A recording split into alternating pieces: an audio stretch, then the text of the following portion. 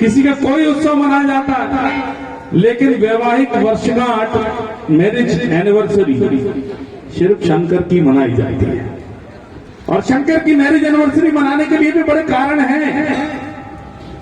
ईश्वर में हम आस्था से अपने प्रभु को विभिन्न रूपों में देख लेते हैं, लेकिन एक परिवार कैसा हो और परिवार में परिवार के मुखिया का व्यवहार कैसा हो, अगर कहीं देखना है तो यह सिर्फ शंकर से देखने में मिलता है।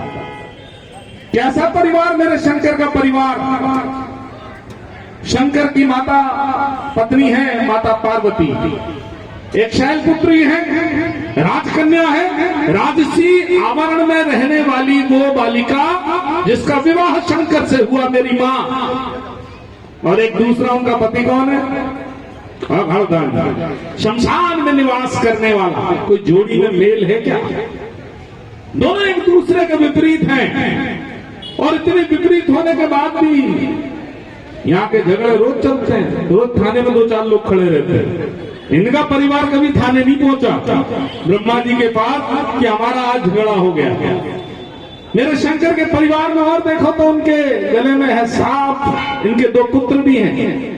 एक ऐसे पुत्र हैं कि पहली सर्जरी, हिंदुस्तान की बातों पर आज विज्ञान यकीन क्यों ना करे, पहली रोबोटिक सर्जरी अगर कहीं हुई थी कि आदमी के ऊपर हाथी की सूंड लगा दी, वो भी यही हुई थी ना, तो गणेश जी के सर पे लगाया था। तो पहली सर्जरी करने वाला भी विश्व में यही देश है, शून्य के आविष्कार से लेकर।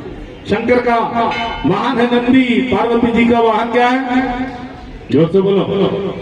अरे शेर जैसे बोलो, तो चूहे जैसे क्यों बोल रहे हो? शंकर जी का वाहन है नंदी, और शंकर जी की पत्नी पार्वती, उनका वाहन क्या है? शेर। दोनों एक दूसरे के दुश्मन है कि नहीं? एक दूसरे को फूटी आंख नहीं देखते। नंदी शेर को पसंद नहीं, शेर नंदी को पसंद नहीं। शंकर जी के गले में क्या है? सर। और शंकर जी के सुपुत्र हैं गणेश जी, उनका वाहन क्या है? दोनों दोस्त हैं आपस में, एक दूसरे के विपरीत धाराओं वाले 2 दुश्मन हैं। शंकर जी के सर पे क्या है? गंगा, चंद्रमा, ये दोनों अमृत के प्रतीक माने जाते हैं। और मेरे शंकर के गले में क्या है? विष। तो अमृत और विष का कोई मेल है?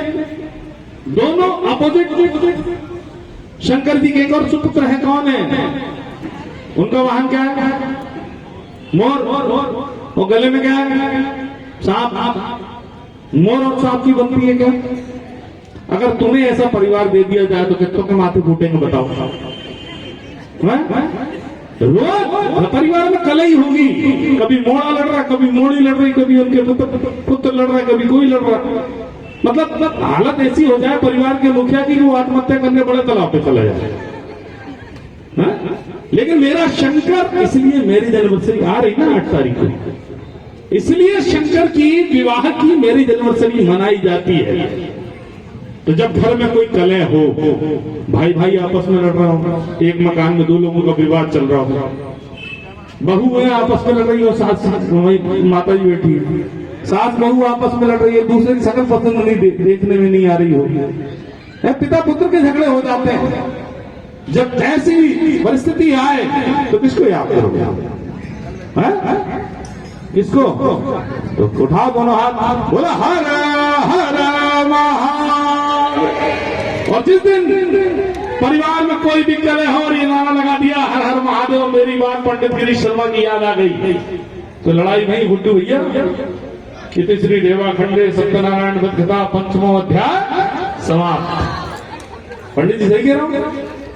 ये सारे अध्यायों की समाप्ति हो जाएगी। लोग राजनीति के लिए लड़ने लगते हैं, छोटे छोटे पदों के लिए लड़ने लगते हैं।